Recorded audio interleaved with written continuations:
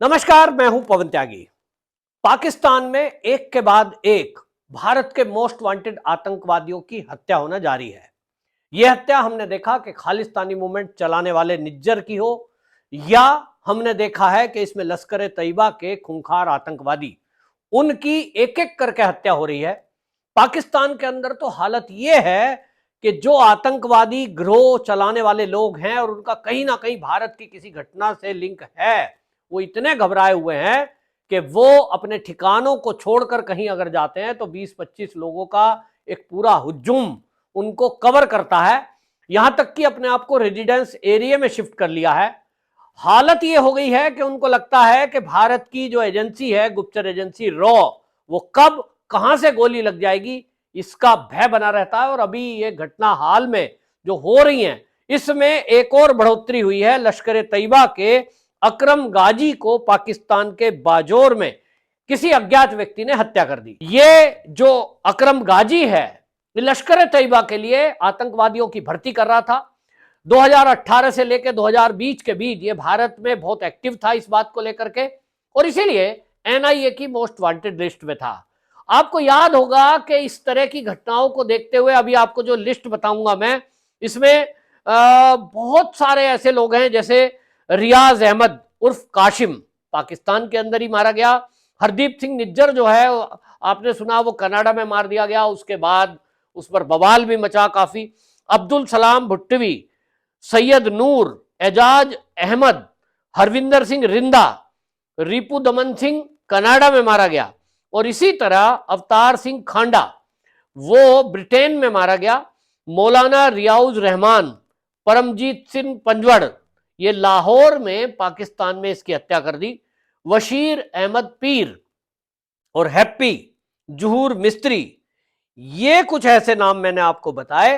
और अभी फिलहाल ही अभी आपको बता दें, नवंबर 2023 में इसका अपहरण हुआ, जिसका नाम था ख्वाजा शाहिद अलियासी। पहले इसका अपहरण होता है और फिर इसके बाद एक के साथ एक फ्री स्कीम के तहत एक और व्यक्ति की गर्दन कटी हुई वो मिलती है बॉर्डर के पास। ये जितनी हत्याएं हो रही हैं, ये तो अज्ञात हत्याएं हैं। पाकिस्तान का न्यूज चैनल भी इसी को दिखा रहा है।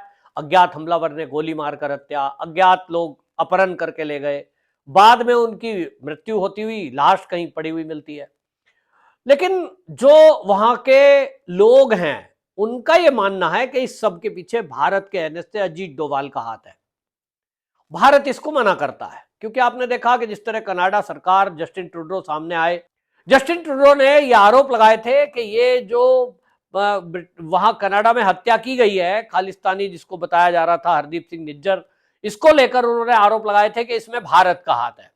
तो भारत का हाथ बताया जा रहा था। भारत सरकार ने जिस तरह से उसका विरोध किया, वो बनता भी है, क्योंकि हमारा मानना यह है कि हम कभी भी इस तरह से किसी दूसरे के देश में जाकर के क्यों काम करेंगे। हमने आपको लिस्ट सौंपी है, हमने हमारे आतंकवादी जो हैं, जो यहाँ कुछ इस तरह की घटनाएं कर रहे हैं देश विरोधी, और वो भारत में किसी घटना को अंजाम देकर के अगर बाहर भाग जाएं किसी देश में, तो इंटरनेशनल कानून के तहत जो अगर भारत का कोई मोस्ट वांटेड है, तो आपको भारत को सौंपना चाहिए। लेकिन आप नहीं सौंपते।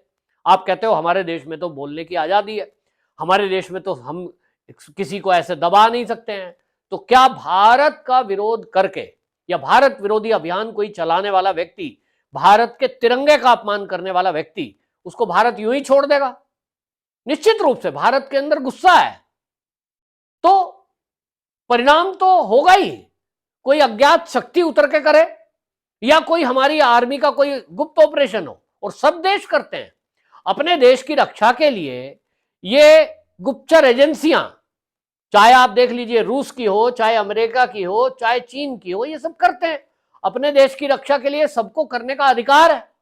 आप हमारे देश की रक्षा में बीच में अड़ंगे अटकाएंगे, मानेंगे नहीं, तो फिर क्या करेंगे? अब इजराइल का उदाहरण हम सुनते थे, बड़ी इजराइल जो है अपने दुश्मनों को नहीं छोड़ता है। किसी किसी का उदाहरण आता है, सब 15 साल बाद मारा, उसके देश में घुस के मारा। तो ये जो सुनते थे, अब उल्टा हो गया है। अब भारत की गुप्तचर एजेंसियों का उदाहरण पूरी दुनिया में दिया जाता है। और इसलिए आपको बताऊं, अभी पिछले ही दिनों जब G20 समिट हो रहा था, उसी समिट में पूरी दुनिया के कई देशों के एनएसए, लगभग 50 देशों के एनएसए भारत में आए और अजीत डोभाल जी की अध्यक्षता में वो सारी मीटिंग हुई और उसमें यह तय हुआ कि भाई आतंकवाद से पूरी दुनिया ग्रसित है और अगर आतंकवाद है तो वो पूरी दुनिया के लिए नुकसानदायक है और इसलिए उसका मिलकर मुकाबला करना होगा। तो उसका मकसद तो यही था कि सब लोग एक दूसरे से सूचनाएं साझा करें, एक दूसरे के देश के अपराधियों को साझा करें। यदि कोई अमेरिका का अपराधी भारत में छुप जाता है आकर के, यदि कोई जो है कनाडा का अपराधी भारत में आ जाता है, तो भारत की एजेंसियां उसे कभी मना नहीं करेंगी कि साहब हम नहीं सौंपते।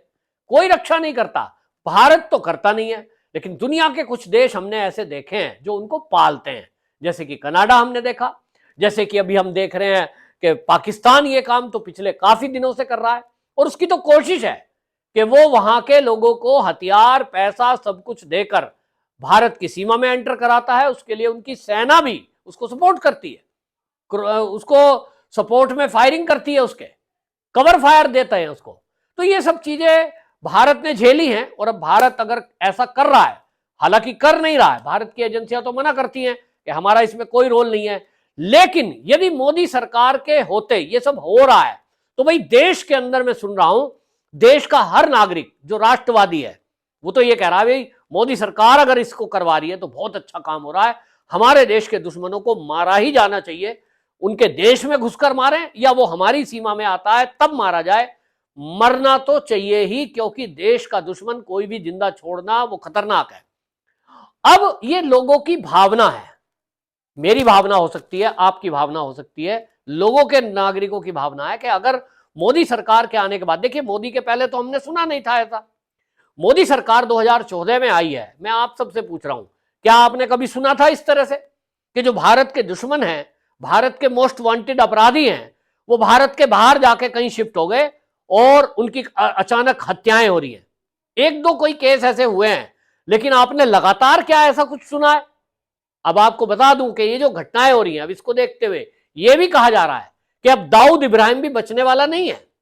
यह भी कहा जा रहा है कि अब खालिस्तानी मूवमेंट को चलाने वाला एक गुरु पतवंत सिंह पन्नू बचा हुआ है, अब उसका भी किसी ना किसी दिन नंबर इसी तरह लगेगा और लगना चाहिए, क्योंकि आप देखिए वो व्यक्ति क्या करता है, वो एरोप्लेन को उड़ाने की धमकी देता है खुलेआम कि भारत की जो फ्लाइट आएगी उसमें एक डेट मैंने बता दी है, उसमें कोई सिख ना जाए, हम उसको उड़ा देंगे।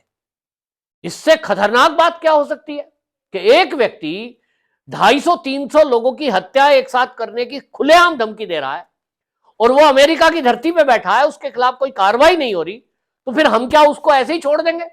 हम अपनी फ्लाइट बंद कर दें क्या? क्या हम अपने लोगों को फ्लाइटों में भेजना बंद कर दें? क्या सिखों के साथ बाकी नागरिक जाना बंद कर दें? यह कैसे हो सकता है? कोई एक आतंकवादी चाहे कितना भी खूंखार क्यों ना हो, अमेरिका उसको छोड़ता नहीं है।